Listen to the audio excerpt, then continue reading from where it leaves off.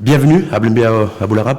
Merci beaucoup, c'est Rachid pour ton invitation. Merci à vous. Je rappelle que vous êtes enseignant-chercheur à l'Université Mondiapolis. Exactement. Bienvenue également à Mehdi Alioua, Merci. qui lui est enseignant-chercheur pas Mondiapolis, mais à l'Université internationale de Rabat. C'est ça? Effectivement, Et, très fier d'y être d'ailleurs. Et la sociologie, vous êtes sociologue de métier. Oui. Et c'est ce que vous enseignez. C'est ce que j'essaye en tout cas d'installer durablement de cette Durablement. université. En tout cas, merci.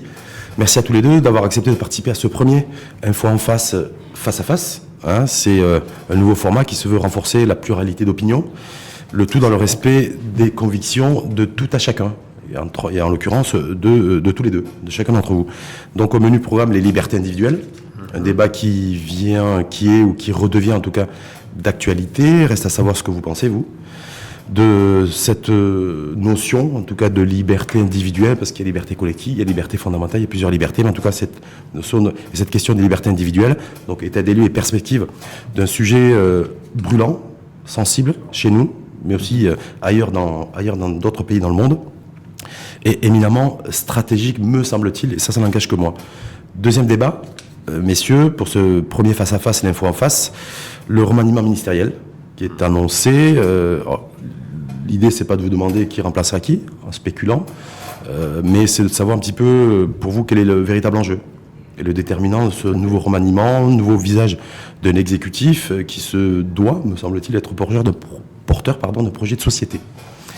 Donc, entre idéologie politique, exigence sociétale, quid des contours possibles du prochain modèle de développement sociétal qui devrait être porté, en tout cas, par ce nouveau gouvernement. On va commencer avec vous, Ablembi Aboularab, sur liberté individuelle, tout ce qui se dit, tout ce qu'on entend, tout ce qui s'écrit depuis plusieurs jours, à la lumière, bien entendu, de la jeune fille, Aja, même si pour moi, en tout cas, ça reste du domaine privé. Mais bon, en tout cas, vous, liberté individuelle, ça redevient d'actualité. Comment vous appréciez un petit peu tout ça? C'est un thème stratégique, comme vous avez dit, c'est un thème central dans toute société, cette question de liberté individuelle, liberté publique. C'est vrai qu'il y a un équilibre à trouver. Pour moi, le principe de base, c'est que chacun est libre. Il naît libre. Et nous devons protéger et rendre sacrée cette liberté individuelle. Protéger? Évidemment. Pas renforcer.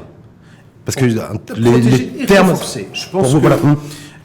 Il ne peut y avoir de société avancée, développée, épanouie, qui innove, sans liberté individuelle, sans cet esprit qui nous permet et qui permet à tout un chacun de penser librement. Moi aussi, je mets un bémol parce que les musulmans, justement, sont ceux qui pratiquent l'islam, qui se soumettent aussi à l'autorité divine et à ce qui est écrit dans le Coran et à la tradition islamique. Mais justement, ce sont les musulmans, c'est-à-dire ce sont des acteurs de la vie, des gens qui pratiquent. Et lorsqu'on regarde, c'est mon côté sociologue, les pratiques des Marocains, et pas ce qu'ils déclarent.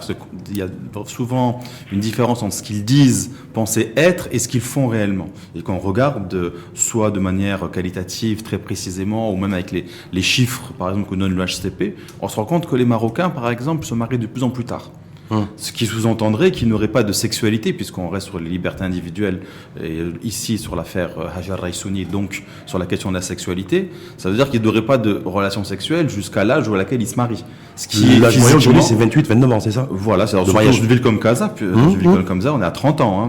Oui, donc les femmes, la moyenne nationale, c'est 26 et plus. Dans les villes, c'est pratiquement 29 ans. Alors ça dépend, parce que les chiffres peuvent être toujours... Mais en grosso modo, ça voudrait dire que de l'âge de 15 ans à pratiquement l'âge de 30 ans, on devrait ne pas avoir de relations sexuelles. Donc ça veut dire que d'un côté, moi je peux comprendre le référent islamique qui appelle à la retenue, notamment pour les femmes, etc. Mais je ne veux pas comprendre l'hypocrisie que défendent notamment certains partis ou certains mouvements ici politiques dans ce pays, dans lequel on dit nous sommes des musulmans, donc nous devons agir comme ça. Mais en fait, on n'agit jamais comme ça. Mais c'est ce gap-là. Par rapport à ce qu'il dit. C'est ce gap-là qui est gênant. Position qui Ablembi Aboularab qui dit moi je suis pour renforcer, protéger les libertés individuelles, mais en même temps tout ce qui est l'exercice des libertés individuelles sur la sphère publique, la place publique, c'est ça, la voie publique, Moi, je voudrais aussi qu'il y ait un cadre qui soit défini. C'est ce que j'ai expliqué, c'est que le problème, c'est la confrontation entre ces deux choses, entre une réalité, des pratiques et un idéal qu'on fixe. Et cette confrontation crée des troubles, crée des violences, notamment ce sont les femmes qui subissent le plus l'oppression de cette violence, la violence sur leur corps, sur leur utérus, sur leur hymen, fantasme sur l'hymen, etc. Et ce qui fait que d'un coup, on est un peu ce qu'on dit de manière populaire chez Abia, bled schizophrénie, mais on est une société ambivalente, et c'est très dur pour les individus de supporter ce gap entre ce qu'on leur impose et ce qu'ils n'arrivent pas à être. Oui, justement, vous parlez de ce gap, mais rien ne peut nous faire dire que nous ne sommes pas dans un pays musulman. L'islam est la religion d'État, nous ne sommes pas dans un pays laïque. Notre État marocain est un État dans la religion et l'islam, et c'est dans la religion. Ça implique beaucoup de choses, évidemment, dans la gestion de l'affaire publique, et ça sous-entend qu'il y a un ordre public religieux. C'est très important comme notion. Alors maintenant, les libertés individuelles, vous les ramenez aux relations sexuelles, vous savez, il y a même dans l'islam, c'est moi qui ai ouvert sur les libertés, les relations sexuelles en mariage, mais il y a aussi la question de l'avortement, il y a d'autres formes aussi d'expression des liens. Même dans l'islam, cette affaire, elle relève de la sphère privée. D'accord ? Les Marocains ils sont libres de gérer leur vie, y compris sexuelle comme ils veulent, mais tant que ça reste dans la sphère privée. Personne n'a le droit. Ça veut dire quoi, concrètement? Personne n'a le ça droit reste à la maison, d'aller chercher derrière les murs, derrière les portes, ce qui se passe. C'est un principe de l'islam. Et vous savez, même en cas de rapport sexuel illégal dans l'islam, on n'exige pas 2 témoins, mais 4 témoins, ce qui est quasiment impossible à prouver. Donc il y a une tendance à ne pas vouloir s'occuper de ces affaires parce que ce sont des affaires privées, individuelles des gens. Ça ne veut pas dire maintenant qu'il faut étaler ça sur la sphère publique. Sur ces points-là. Je veux qu'on soit relativement clair sur cette affaire. C'est pour ça que... Est-ce que c'est clair pour vous, Mdiali? La police qui fait de l'espionnage, qui traque les gens, ça, c'est pas bien, ça. Mais ça, juste par rapport à la notion de ce que disait Abdelbi Ablab, c'est tout ce qui est privé, dans l'espace privé, entre adultes consentants. Exactement. Ça ne dérange pas Abdelbi Ablab qu'il y ait des relations... Ça me dérange. Que 2 personnes adultes consentantes et des relations sexuelles alors qu'ils ne sont pas mariés. En tant que musulman, ça me dérange. Mais ce n'est pas mon affaire d'aller les chercher ou d'aller les... Mais de le savoir. Ou de le savoir. Non, ce n'est pas mon affaire. Je ne veux pas en apprendre de ça. C'est des affaires privées, ça. Mdiali, là-dessus. En fait, on tombe d'accord, mais c'est pas du tout mon point de départ. Moi, en tant que laïc, je suis profondément laïque. Je pense d'abord que le Maroc, bien sûr, est un État musulman, mais qu'il y a un ordre aussi public islamique. Je le remets pas en cause. Par contre, je ne suis pas d'accord avec.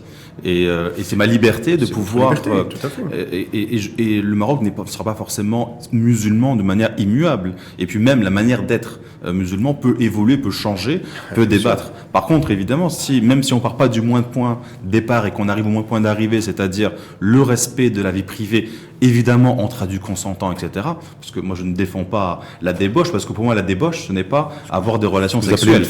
Le façade en arabe, qu'on confond aussi avec la corruption, des fois dans le façade. C'est pas une autre connotation. Beaucoup de choses là-dessus. Admettez que dès que ça sort sur la sphère publique, surtout dans le cas par exemple de personnes déjà mariées, moi j'ai vu une vidéo hier comme ça qui est tombée justement dans le fil d'actualité d'un réseau social de quelqu'un qui a découvert sa femme en train d'avoir des relations. Ça par exemple, bien sûr que... Ça c'est une affaire d'adultère, c'est ça? Oui, tout à fait. Voilà, alors du domaine d'adultère. Mais c'est loin sur cette question de Abdelbi Ablab qui nous dit, moi, tant que c'est du privé, tant que c'est dans un espace privé, ça me gêne en tant que musulman, mais en même temps, ce n'est pas de mon affaire d'aller chercher. Ça ne me dérange pas. Qui fait quoi? Quand vous avez parlé tout à l'heure un peu de... Ni le rôle de l'État. Oui, on revient là-dessus, mais l'État n'a pas à faire ça. Sur la dimension un peu... Vous avez parlé de schizophrénie sociale. C'est ça le problème, c'est que dans les faits, c'est pas comme ça que ça se passe. Et d'ailleurs, c'est pas à l'État de le faire, nous sommes d'accord là-dessus. Ce n'est même pas non plus aux citoyens de le faire, mais il y a une forme de police des mœurs, D'abord, il y a la police officielle des mœurs qui enquête là-dessus, et puis il y a des citoyens, donc j'appelle ça des petits dictateurs des mœurs, qui se permettent de venir regarder ce que font leurs voisins, etc. Ce qui n'a rien à voir d'ailleurs, et je suis d'accord avec vous, à la question islamique, ça a à voir avec notre société, et c'est cette schizophrénie dont je parle, même si le terme n'est pas juste, le terme sociologique c'est ambivalence, où d'un côté on a pour soi certaines opinions, certaines façons de concevoir, et pour les autres des opinions différentes. Et le problème, c'est que lorsque tout ça s'est médiatisé et accéléré par la justice. Je donne un exemple, je suis allé chercher les chiffres, puisque le ministère public publie depuis 2007 régulièrement l'exécution politique de la loi, ce qu'on fait, on pourchasse les gens on poursuit les gens en justice pour quelle ou quelle raison. J'ai regardé sur l'article sur ce crime et délit pour atteinte à l'ordre familial et à la moralité publique. C'est 18 000 personnes en 2018 qui ont été poursuivies, arrêtées, ouais. Etc. Parfois, il y a eu relax, mais il y a quand même une instruction judiciaire pour tout ce qui va être adultère, relations sexuelles hors mariage, homosexualité ou aussi avortement. 18 000 sur 35 millions d'habitants, 34 millions d'habitants, c'est quoi? Non, ça veut dire que est-ce que c'est le chiffre est énorme. Là-dessus, parce que je voulais passer aussi liberté individuelle, il y a aussi la question de l'avortement, qui se pose aussi à la liée à la sexualité. Voilà, qui est liée, qui est parfois même une conséquence. Voilà. Directe. Mais simplement de se dire aujourd'hui, est-ce que, pour ou contre, une éventuelle, je veux dire, dans un débat, le fait de légaliser les relations sexuelles hors mariage, parce qu'il y a, je le rappelle, au niveau du code pénal, je crois qu'il y a l'article 430 et 431, il y a 2 articles qui condamnent. 89 aussi pour l'homosexualité, voilà, aussi. Qui condamnent en tout cas les relations sexuelles hors mariage. Est-ce que c'est quelque chose, parce que je crois que les parlementaires vont se pencher sur les libertés individuelles, sur la question de l'avortement, dans les prochains jours, les prochaines semaines.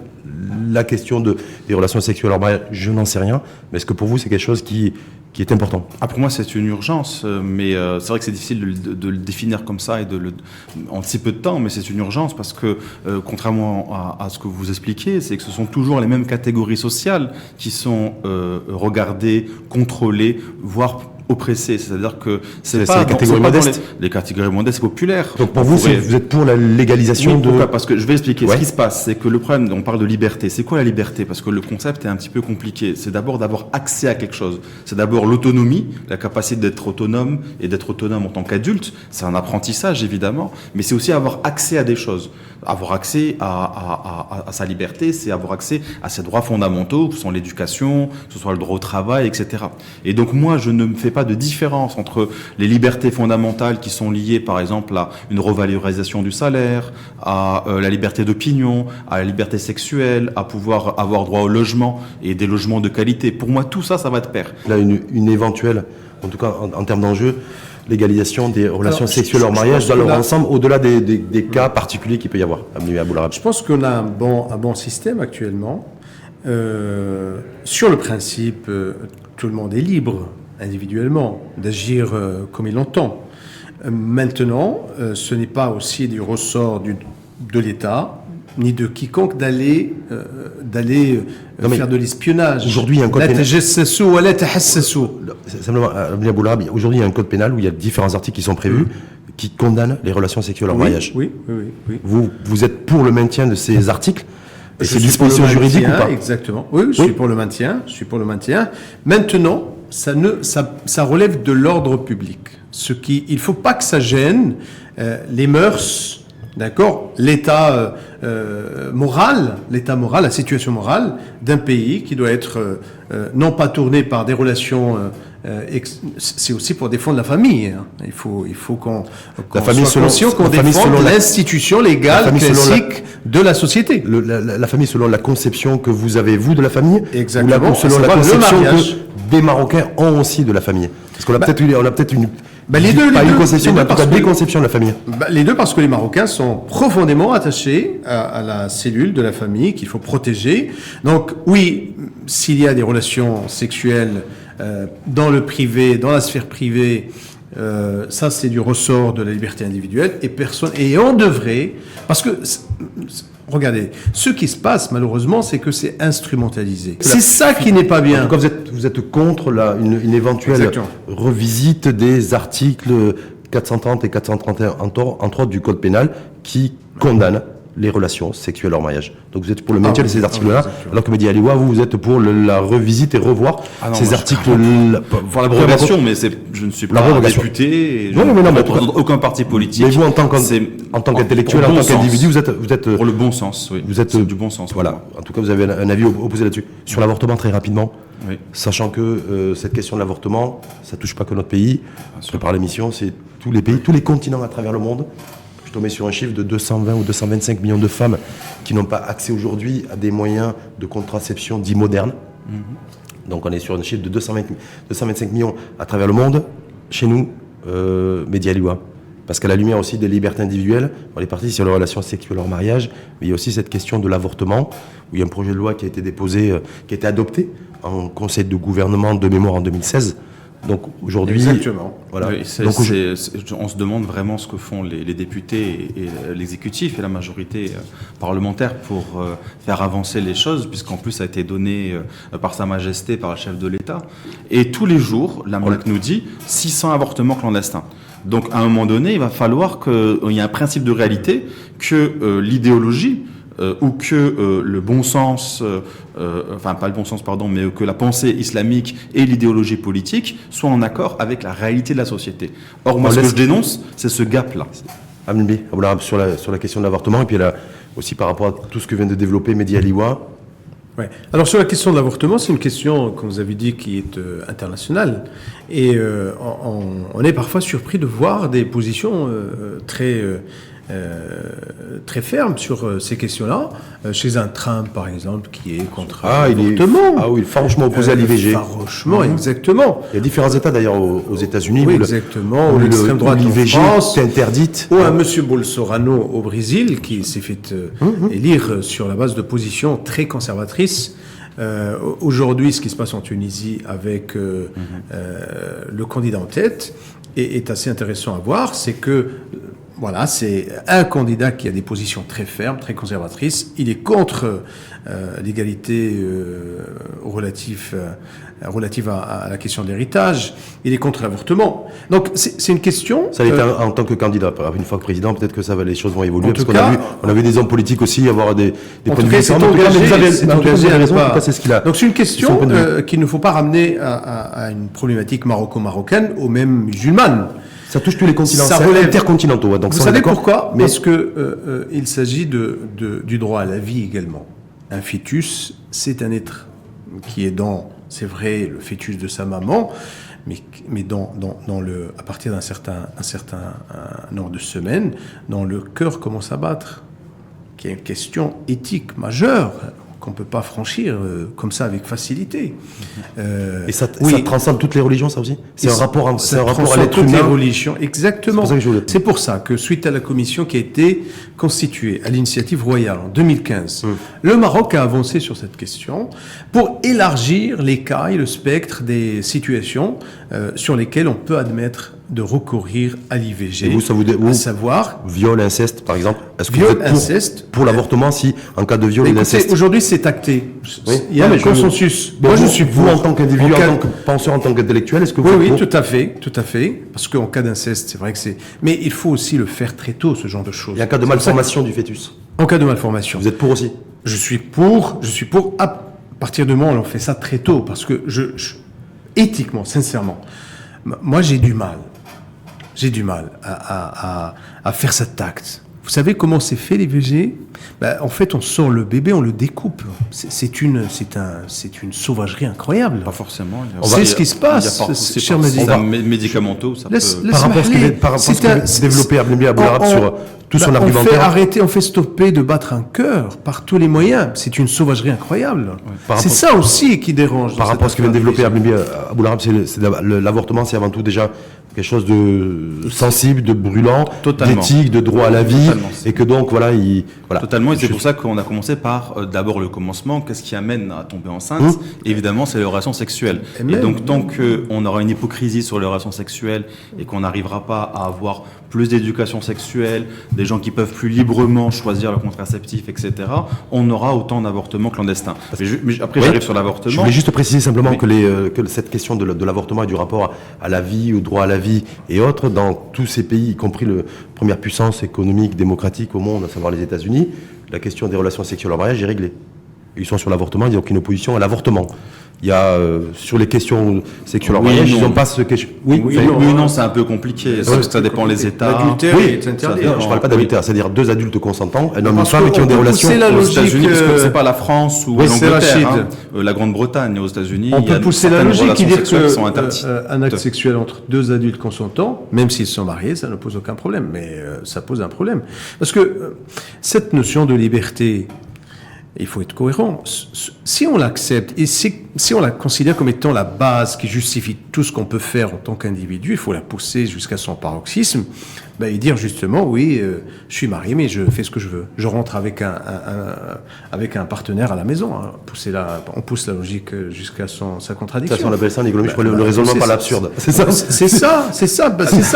Il faut qu'on pousse les choses. Pousser les Non, gens, non, mais- c'est pas- Où s'arrête la liberté? Parce que le débat sur où s'arrête la liberté, comme d'ailleurs où s'arrête le moment où on a le droit de faire une IVG, c'est un débat à laquelle j'aimerais bien que ce soit ça la base de la discussion. C'est le vrai débat. Hein. C'est le vrai débat. Et ça là-dessus, j'accepte. Enfin, en général, j'accepte les contradicteurs, mais au contraire, non seulement je l'accepte, mais je respecte les contradictions sur ces choses-là. Le problème, c'est qu'on fait bien en amont, bien en aval, pardon, on coupe le débat bien avant. À partir du moment où on accepte que les gens, leur liberté, c'est de faire ce qu'ils veulent avec leur corps, ensuite on discute jusqu'où ils peuvent faire ce qu'ils veulent. Mais le problème, si on accepte ce genre de choses, je termine. C'est-à-dire que, de prendre la logique de l'individu, l'idée, elle repose sur quelque chose de très simple.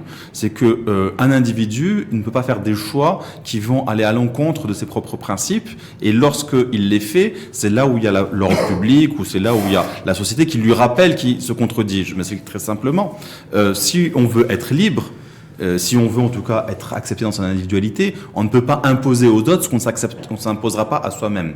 Et donc c'est là où il y a un principe de morale politique très important. Mais cette morale politique, elle ne tient pas à l'épreuve de l'observation du réel. La question de l'avortement, Ablembi Boularab, pour vous, parce qu'a priori, j'ai dit a priori, ça devrait être d'actualité au Parlement. Ça devait l'être déjà en 2018, pour la rentrée parlementaire d'octobre dernier.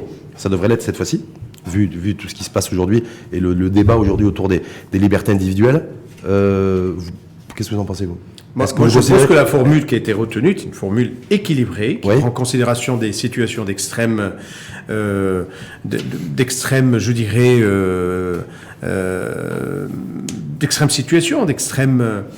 urgence, limite humanitaire aussi. Une urgence à la fois d'un point de vue santé de la maman, en termes moraux, puisque lorsqu'il s'agit d'inceste. Donc vraiment des cas limités, d'accord, avec une procédure qui permet de faire de l'IVG un acte positif, constructif de la société. Très rapidement pour vous. Oui. Si effectivement le projet de loi passe en l'état, c'est-à-dire avec avortement, oui, mais conditionné, un viol. En cas de viol ou inceste, J'ai donné mon avis de troubles mentaux chez la femme. J'ai déjà dit, pour moi, personnellement, ça va pas assez loin. Mais c'est déjà un premier pas. C'est l'avis de Madi Aliwa. C'est déjà un premier pas. C'est déjà un premier pas, mais ça va pas assez loin. Maintenant, en tant que sociologue, je sais que ça va pas assez loin parce que ça ne va pas régler le problème. Donc le problème, il est bien sûr la sexualité d'abord. Et donc, tant qu'on ne pourra pas accepter l'idée que les Marocains ont une autre façon de vivre la question familiale, une autre façon de vivre la sexualité qu'elle était auparavant, très rapidement, on continuera à être dans le avant de passer sur le dernier débat, vous qui êtes enseignants tous les deux, vu qui êtes père de famille en plus, mais bon, surtout enseignant, est-ce que favorable ou pas à la mise en place de modules d'éducation sexuelle à l'école? Est-ce que c'est quelque chose, si dans certaines familles effectivement c'est pas quelque chose qui, c'est quelque chose qui a nous en avons besoin, ouais. Et dans la littérature musulmane, il y a Exactement. beaucoup de choses sur l'éducation sexuelle. Maintenant, il faut évidemment transformer ça en module, en support pédagogique pour les enfants. On peut imaginer ça dès l'école primaire, dès le collège, c'est quoi? Aucun problème. Nous avons nos traditions, c'est bien dit. Nous avons nos traditions sur la sexualité. Tous les poètes, en amazigh ou en arabe, parlent de ça. Très rapidement sur le deuxième sujet, sur les qui est en lien avec l'actualité aussi, nouveau exécutif, nouveau gouvernement, par rapport à ces deux questions-là, question de liberté individuelle, à la fois les relations sexuelles en mariage, à la fois la question de l'avortement. Il y a le positionnement politique et idéologique aussi, qui a du sens, ou en tout cas, voilà. Et Est-ce que sur ces grands sujets de société, il faut attendre, est-ce que vous avez des attentes particulières par rapport à ce nouveau gouvernement qui devra avoir une vision assez uniforme, en tout cas, de la société, d'un projet de société? Difficile je pense, d'intégrer ce facteur idéologique dans la constitution de cette nouvelle formule du gouvernement de Saad El-Othmani. Moi, je pense que là, aujourd'hui, on est en train plutôt de regarder les compétences et les talents. Il y a une urgence... Compétences techniques? Compétences politiques, techniques, oui. Le roi a pressé le gouvernement, enfin le chef du gouvernement, de faire une proposition pour une nouvelle équipe. Et je pense que le critère, c'est vraiment la compétence. Mais est-ce que vous souhaiteriez aussi que celles et ceux qui vont rejoindre le futur exécutif, ils sont aussi en capacité d'avoir une vraie vision sociétale qu'ils vont proposer aux citoyens et aux citoyens marocains? Ça me ramène à la notion de compétence. La compétence d'un homme politique n'est pas assimilée à la compétence d'un manager ou d'un chef d'entreprise. Lorsque vous êtes un homme politique, vous avez d'abord une responsabilité face au peuple, face aux gens. Vous avez la responsabilité de les inspirer, de leur donner du sens, d'avoir une influence sur leur vie, sur leur état, leurs valeurs, leurs projections dans l'avenir, sur le modèle de société que vous leur proposez.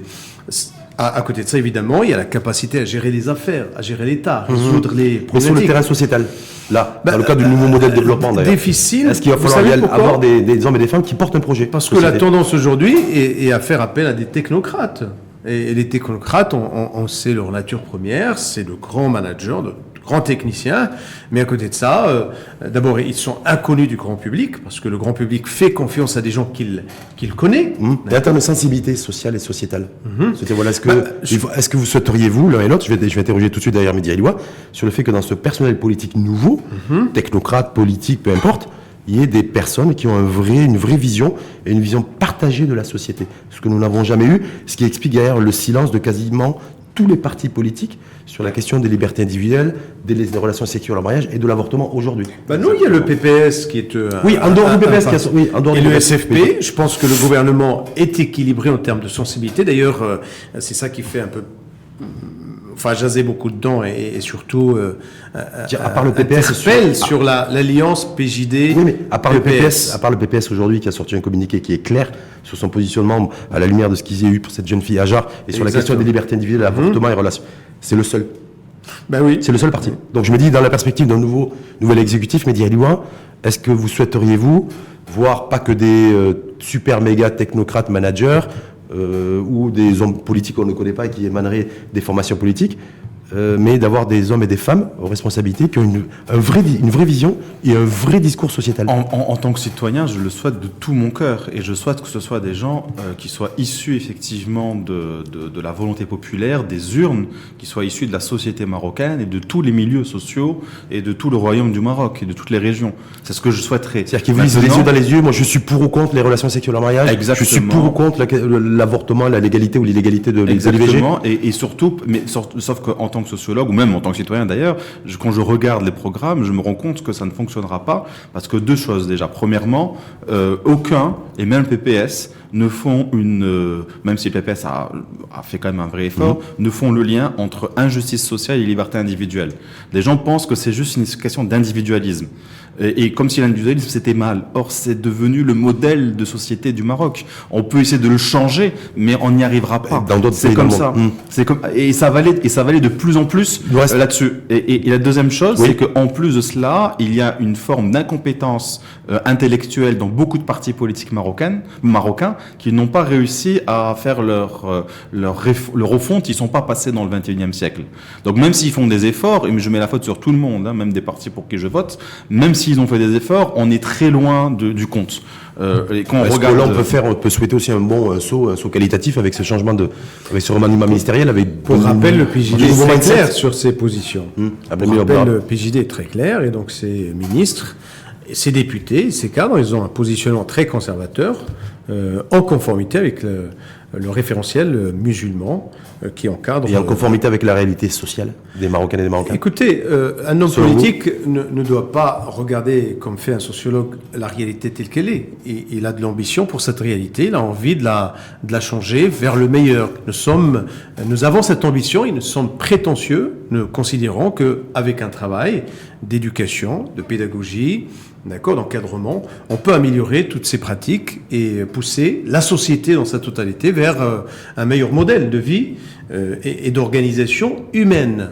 Dans le respect, évidemment, de la famille. Et en tenant compte des nouveaux phénomènes de transformation sociétale. L'individualisme n'est pas une fatalité. C'est ça. C'est pas le modèle...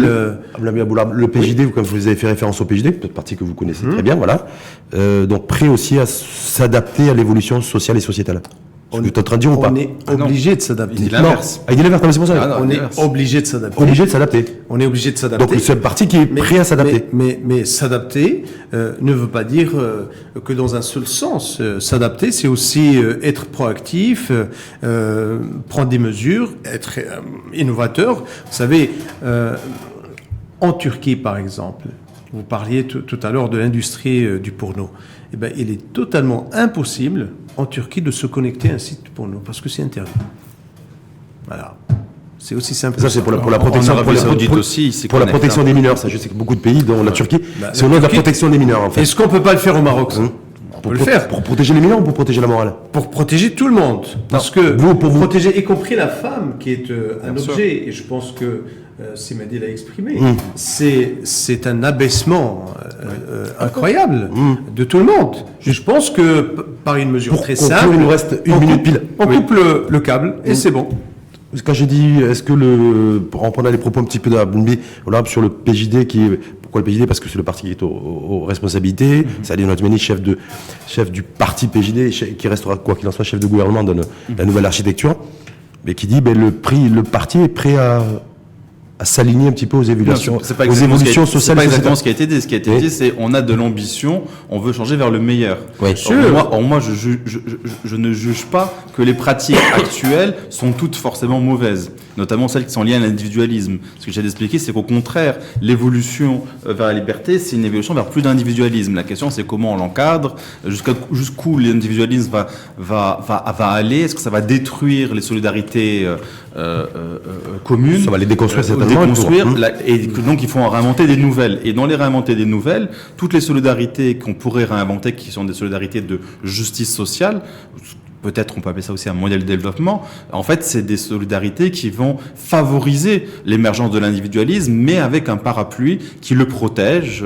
L'État joue son rôle, la famille joue son rôle, mais ce ne sera pas le même rôle tel qu'une grande partie du PJD continue à le voir. Je pense que le PJD se trompe là-dessus, non pas parce que idéologiquement je suis contre, même si c'est aussi cela, mais aussi parce que pratiquement je me rends compte que ce n'est pas ce que suivent les Marocains. Même ceux qui votent pour le PJD, si on regarde leur vie ne ressemble pas à l'idéal qui est donné par le PJD. Parce qu'il n'y a pas d'effort dans l'autre sens. C'est un effort pour enrayer toutes ces pratiques et toutes ces dérives. Je pense que la société sera sensible à ça. Et de toutes les manières, l'éducation a toujours un impact. Ce qui compte, c'est l'éducation. Avant d'arriver à l'IVG, je pense qu'il y a tellement de moyens qui permettent de ne pas en arriver là. Tout ce qui est moyen de contraception, tout ce qui est rapport protégé. Encore faut-il avoir accès, je rappelais ce chiffre-là au niveau mondial, 225 millions de femmes. Encore faut-il que toutes les femmes... c'est sur ce terrain qu'il faut faire un effort, par exemple, au Maroc. Toutes les Marocaines. Je pense que Simedi serait d'accord avec moi. Parce que c'est un drame. Et je vous dis quoi, toute femme qui a recours à l'IVG... Simplement, quand on est choqué par le port de shorts par des jeunes filles, quand on est choqué par ça, je me dis, est-ce qu'on est en capacité de voir d'un bon œil la mise en place de politiques publiques préventives de droit d'accès à des moyens de contraception modernes? Je suis pas sûr. Regardez, mais bon, après le débat est ouvert. C'est un écosystème, évidemment. Il n'y a pas qu'une seule mesure qui ferait avancer les choses. C'est une manière globale de réfléchir les choses. Je pense qu'il faudrait investir davantage sur tous les moyens de contraception, de prévention, avant d'en arriver là. Parce que vous savez quoi? Toute femme qui a recours à l'IVG, je pense qu'elle vit un déchirement. C'est une situation terrible dans laquelle chacun se retrouve. A priori. Et moi, j'ai du mal à imaginer de tels actes. Dites-le, un dernier mot, c'est terrible. En guise de conclusion. Convaincu par les propos et tout le développement de Abnbi Aboularab sur les... Si j'étais complètement convaincu, on aurait pu de face à face. Donc mais il n'a pas réussi à vous convaincre au bout de 40 minutes. Mais sur pas mal de choses, il m'a convaincu, mais pas suffisamment au point que je change. Sinon, il n'y aurait plus de face à face à ce moment-là. Donc, ça serait un côte à côte. Mais par contre, oui, je suis convaincu non seulement du format de l'émission, mais de l'intérêt de débattre comme ça. Parce que même si on part pas des mêmes points, parfois on arrive à la même conclusion. Et ça, c'est intéressant. C'est l'objectif. Et en même temps, d'ailleurs, ce que j'avais dit en préambule, c'est d'avoir un débat qui favorise la pluralité d'opinions, la renforcer au maximum, l'expression des convictions de chacun, le tout dans la sérénité, dans la courtoisie. C'est ce que vous avez fait, mais je m'en doutais. Donc, je n'avais aucune incertitude à ce niveau-là. Donc, merci à vous, parce que c'est pas évident de mener un débat serein, courtois et riche en argumentaire sur des thématiques, et sur une thématique comme les libertés individuelles, comme les relations sexuelles en mariage, comme la question de l'avortement. Donc voilà. Donc une fois de plus, merci à vous. Merci. Merci. Donc, Merci à vous et belle journée. Et puis on se revoit très vite. Exactement. Belle journée.